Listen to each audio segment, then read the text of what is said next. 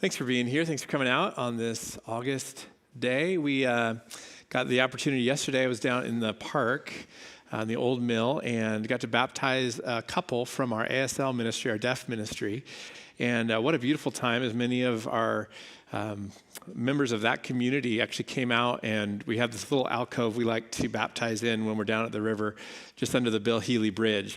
Oh no, I'm giving away our secret. Now you'll know where the best baptizing ponds are. But anyway, but we got down there, and all around this little alcove, members of our ASL community are surrounding this couple as we were able to baptize them, and they were sharing in sign language their testimony of how Jesus has transformed their life. And Dave Hagenbach, our deaf ministry coordinator, was interpreting for them. And what a beautiful time, just experiencing the community within the community, experiencing the life and the love of Jesus. Isn't that cool? And so I was just struck this weekend coming into today's time with you that God is at work in so many ways that I don't personally experience, right? That God is on the move in things that maybe I'll never hear about. I hear about many of them. I get to participate in many of them. But all across this community, God is at work. And we are reminded every time we gather that it is an expansive thing that God is doing. When Jesus talked about the kingdom of heaven coming near, he wasn't just saying in proximity to whoever's around me right now, the kingdom of God is coming near. No, he was saying God is unleashing his good work and his good intention everywhere. And I think we're a part of that. I think we're a part of something that is bigger than us, that is bigger than what I will experience this week. It's all of us experiencing the life and the love of Jesus together. And so I'm excited for today. If you have a Bible, in just a moment, we're going to be in Romans chapter 12. But I want to talk to you today about attention. The world is clamoring for your attention. In fact, I read on Forbes.com that in 2023, advertising was a $90 billion industry. That everything that you do, especially when it comes to our technology and our phones and our experience online, everything is driven by this idea that if I can get your attention, I've got you. And what we realize when we look at this from the perspective of what it's doing to our brains and what it's doing to who we are becoming is that whatever has our attention actually shapes who we are as people. Whatever has our attention will shape how we interact in relationships. Whatever has our attention will make us into what we will become. The author Tim Wu said this. He wrote, "The attention merchants, by design, have the ability to craft and control the experience of millions of people at once, shaping culture and influencing behavior. And in the modern economy, attention has become the most valuable commodity." The CEO of Netflix said this more bluntly, "Our biggest competitor for people's attention is sleep." If we could just crack that one, if we could just have people not sleep and they can binge more, seasons of Love is Blind, season 4 or whatever, like if we could just, that's the only thing we haven't cracked is how can we have people sleep less? We've captured their attention. And I think we know that this is not good for us. The way that we have parceled out and fragmented our attention has made our souls sick in so many ways. And so I want to talk to you about this today, that in 2024, in an attention economy, we definitely and desperately need a reset of our attention. A reset of our attention. This is not just something that will make you more focused at work, or more present in your relationships or with your kids or your spouse. That'll happen. But in the deepest parts of our spirituality and our relationship with God, our attention is not a nice thing if we can come up with it. Our attention matters to how we are disciples of Jesus. Romans 12:1. Let's read this. Paul is writing to the church in Rome, and he says, "And so, dear brothers and sisters, I plead with you to give your bodies to God because of all that he has done for you. Let them be a living and holy sacrifice, the kind he will find acceptable. This is truly the way to worship him. Don't copy the behavior and customs of this world. But listen to this. Let God transform you into a new person by what? By changing the way you think. Or if I could say it this way, by changing what has your attention. And then you will learn to know God's will for you, which is good and pleasing and perfect. Whatever has our attention will have our thoughts. And whatever is happening in our minds, according to Romans chapter 12, will transform the way that we interact with our faith and with God himself.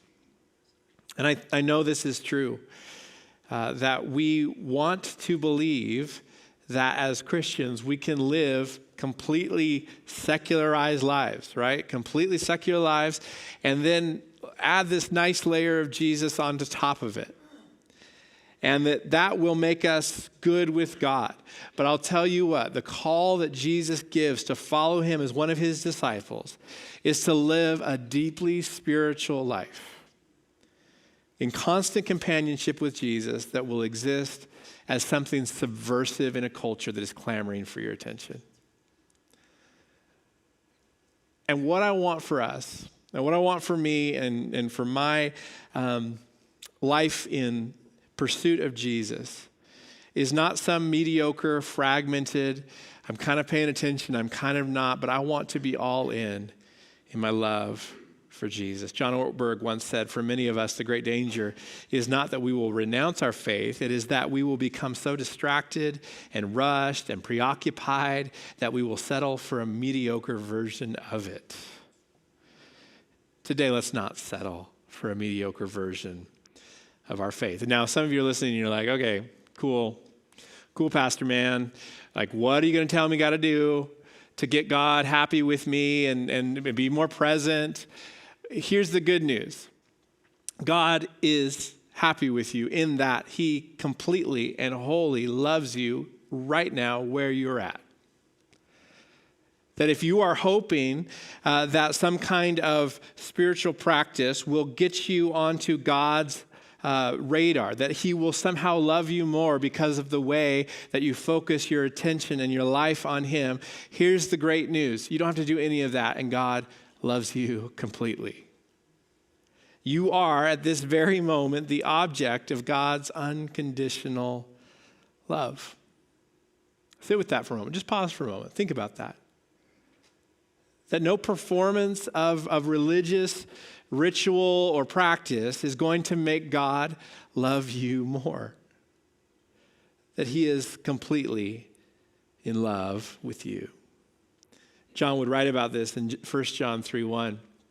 John writes, see what great love the Father has lavished on us, that we should be called the children of God, and that is what we are.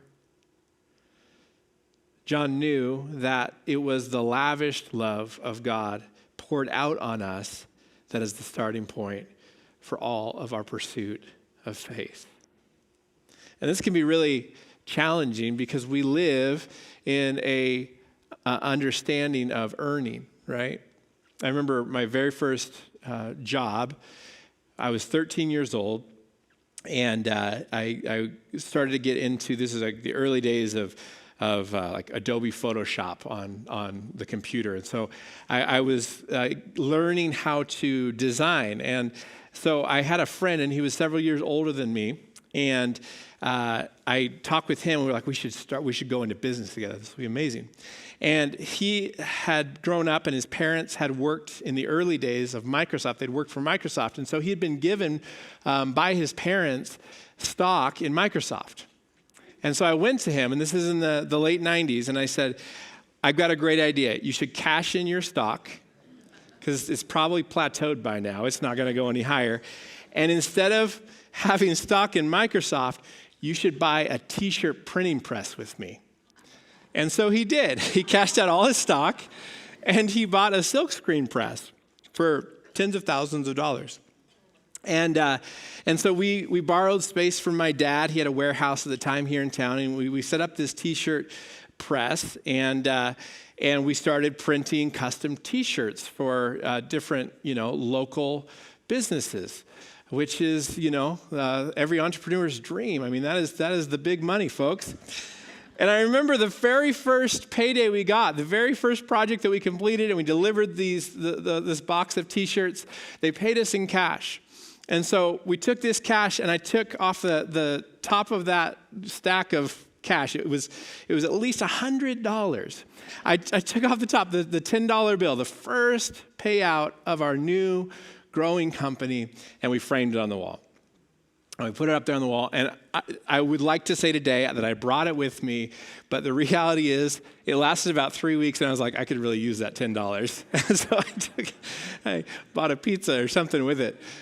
But that was my first experience of like something that I personally had started from the ground up, and I had earned something, and that feels good and right. And the problem is that if that is how we approach God, we will never feel like we deserve it enough to receive his love. You'll never work hard enough. Your attention will never be focused enough. You'll never be morally upright enough. And we will live our whole lives with the sense that God is disappointed in us and that we don't deserve his love. And so instead of this idea that we work hard to earn the love of God, we have to understand that his love has been lavished on us, that the starting point for our pursuit of Jesus and our discipleship as those who follow him, the starting point is that we are fully loved by God. That is not the finish line of a life well lived. It is the starting point of everything that will come from it, is that we are loved and known by God. And so instead of seeing God's love as a payout for good behavior, we need to see it as that place that we open our eyes to understand that what lies ahead of us in the pursuit of Jesus is something that will flow from his love from us. The late, great Dallas Willard, he said, the first act of love then is always the giving of our attention. It's always the giving of our attention.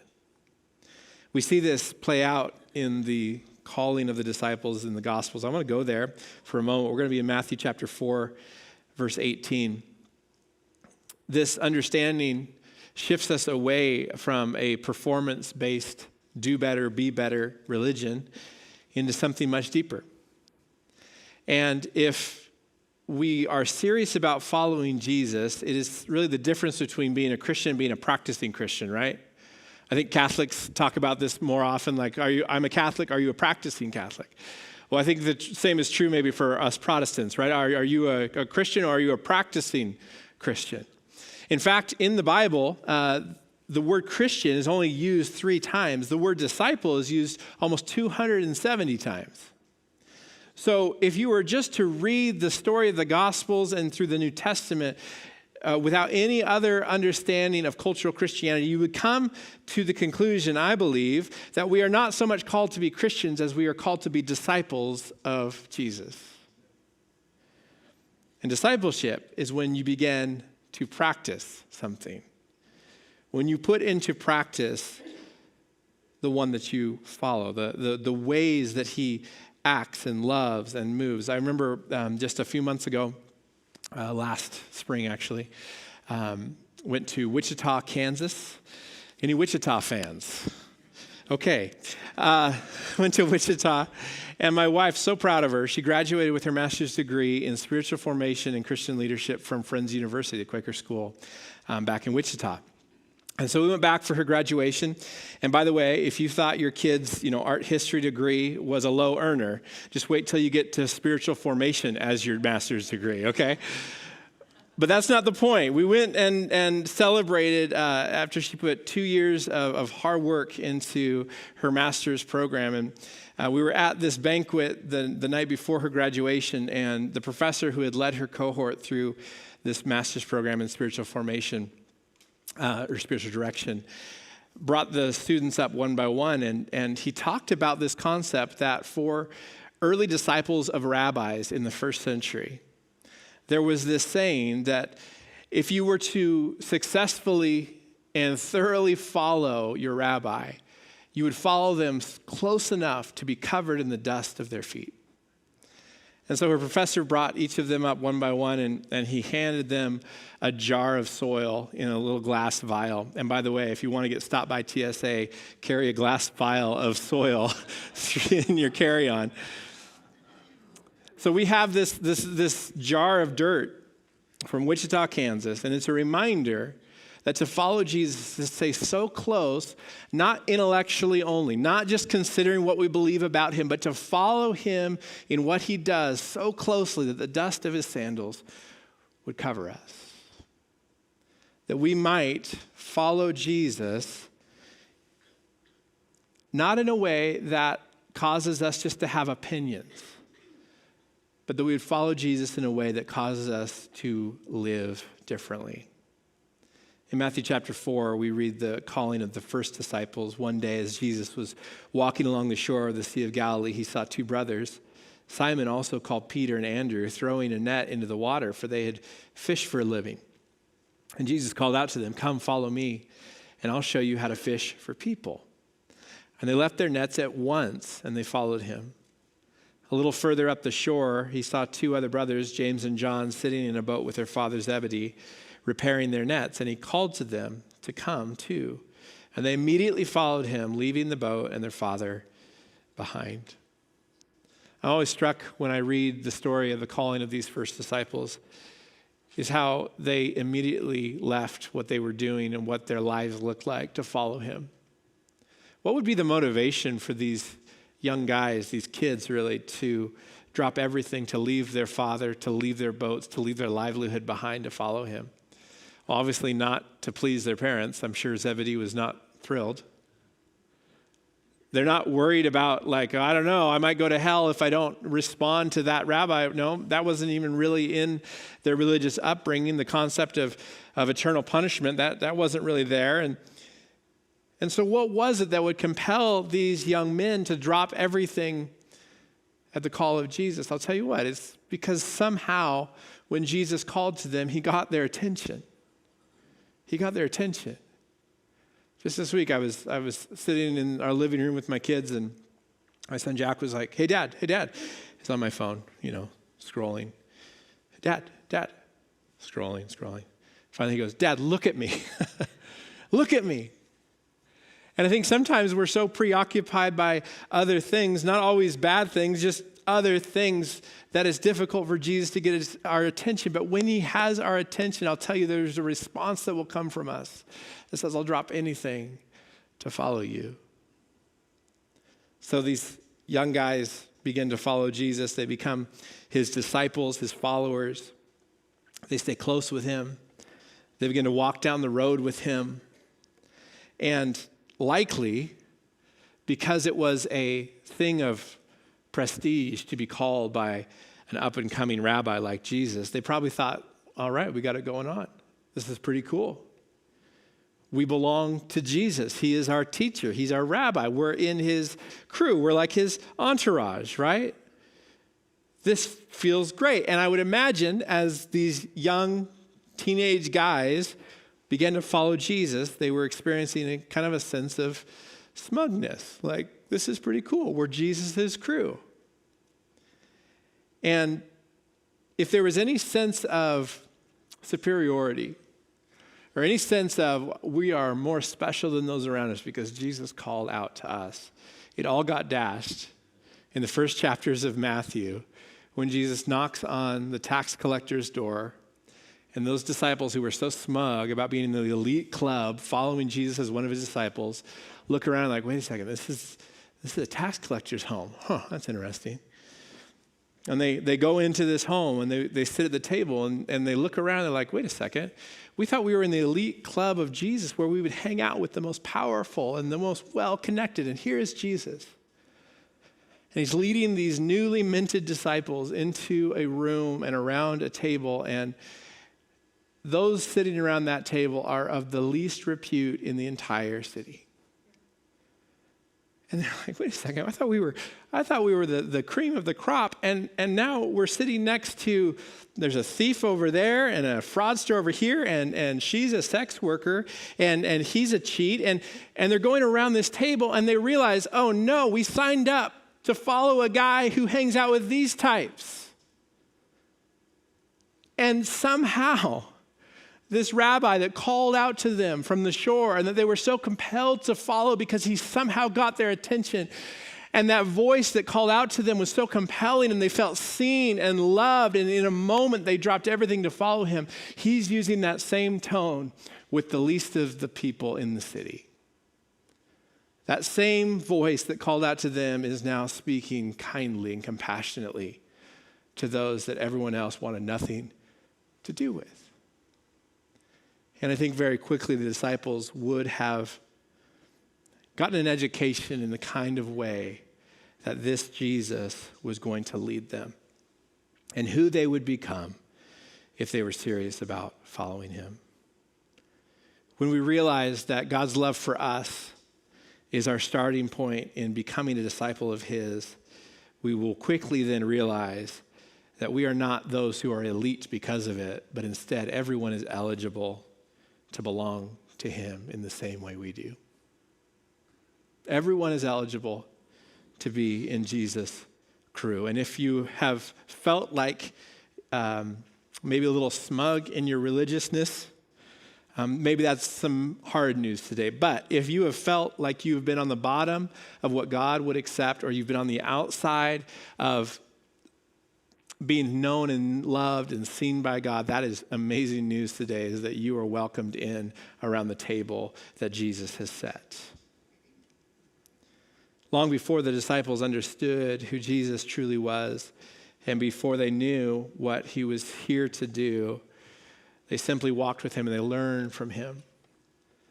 As they watched him around tables and walking through the countryside, and as he healed people and as he taught, they simply experienced life with Jesus, and that transformed who they were becoming.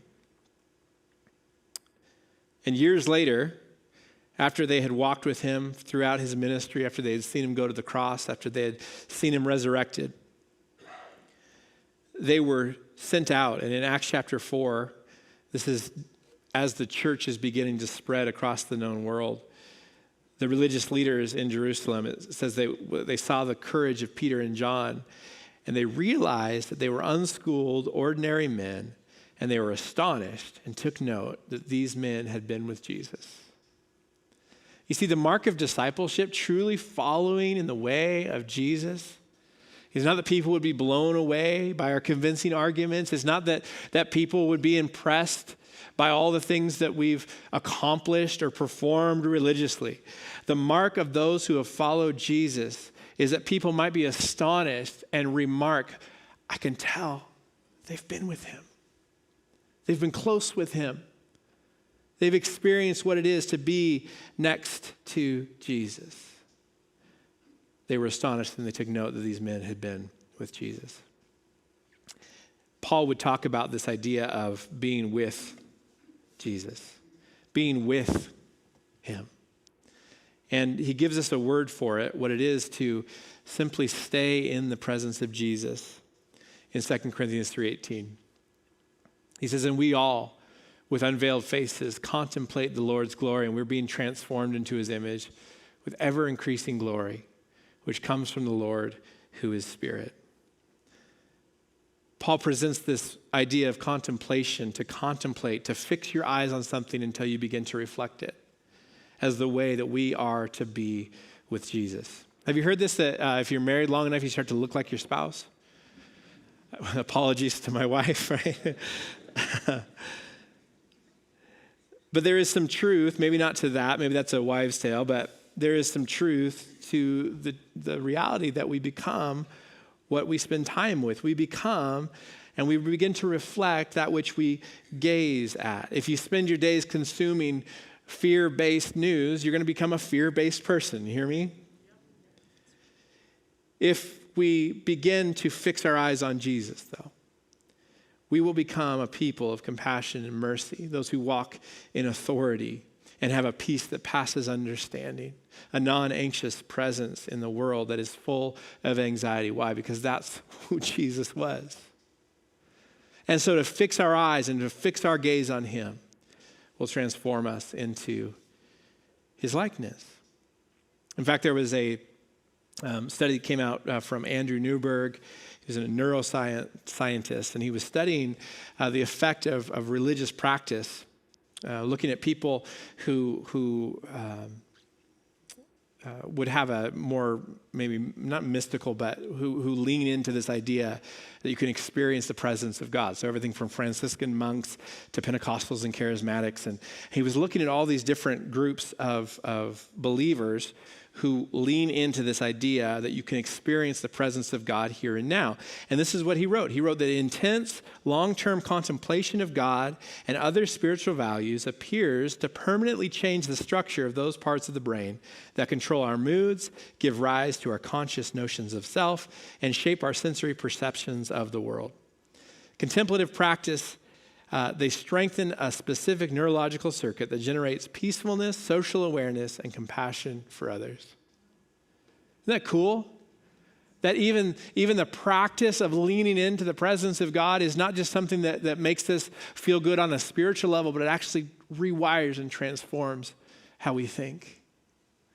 That what Paul was proposing in Romans chapter 12 is not just a nice thought, but that through our focus and attention being on the presence of Jesus, it can actually change how we think and act, our moods, and how we respond, even at the neurological level. Pretty cool. And so this week, next week, and the following, we want to just offer some really simple ways that we as a church can lean into some of these practices that might help us put more effort in to our discipleship. Now, there's a difference between earning something and putting effort into something. We don't earn the love and the grace of God, but we can put effort into our discipleship. Come on now. We can put effort. You're here this morning at 9 a.m. on a Sunday, on a beautiful day in August. You're putting effort into your faith.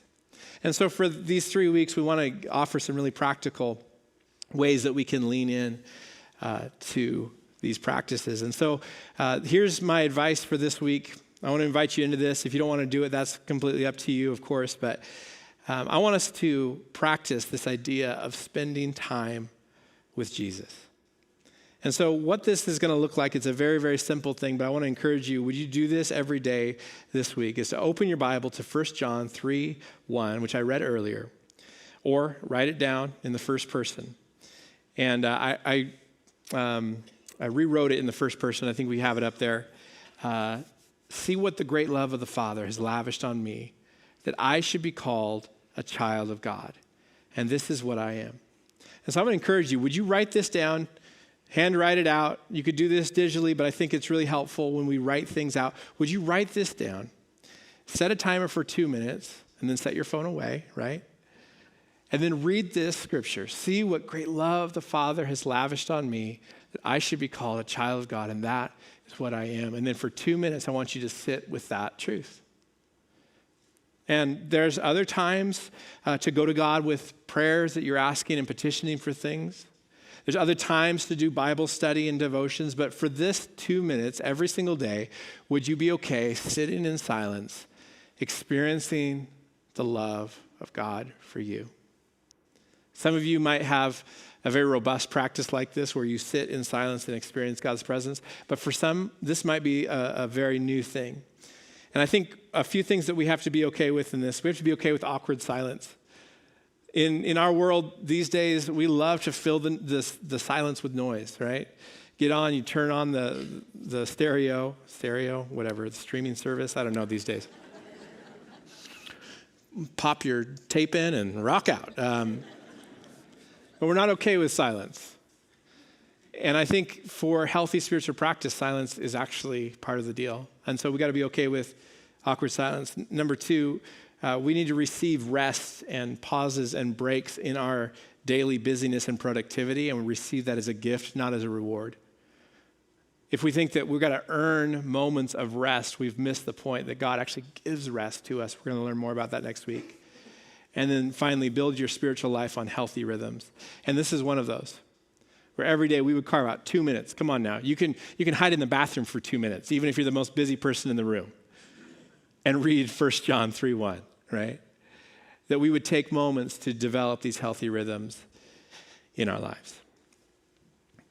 We're going to go into communion in just a moment, but I wanted to remind us of one final story in the Gospels out of Luke chapter 18. In Luke 18:18, there's this story of a rich young ruler who comes to Jesus. And according to the Gospel of Luke, this guy's got it all going on. He is well educated. He is very moral and religiously astute. He's successful and wealthy. And so he comes to Jesus because he wants to know, is there anything else I should add on to my resume to really, really round me out? And he asks this question. He says, what must I do to inherit eternal life?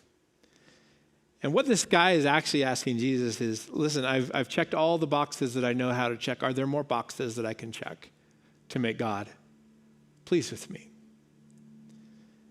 And Jesus responds to this guy with compassion, but with what turns out to be hard truth. He says, you need to sell everything that you have and then come and follow me. And oftentimes we can read that and think that this is a commentary specifically on money, and there's other parts in the gospel where Jesus teaches on money, but this is not that. What this is Jesus saying, I know things have your attention, and that is fragmenting the ability that you have to follow me. And so Jesus in this moment is inviting this young man to fully fix his eyes and his attention and his life on following this rabbi, Jesus. And whenever I read this story, I'm always reminded that there are things in my life that have my attention. Good things, bad things, distracting things, noisy things. But that Jesus is constantly asking us, what is that thing that has your focus and your attention?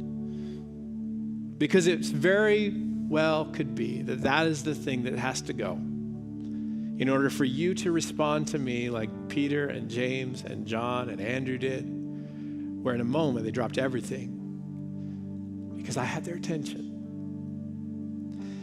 And so as we prepare to take communion together today, I want to invite us just into a quiet space, and you can bow your heads with me for just a moment.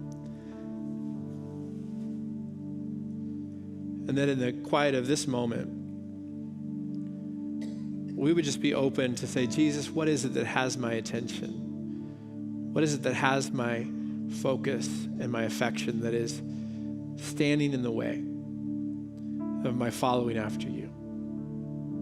What is keeping me from staying so close to you that I'm covered in the dust of your sandals?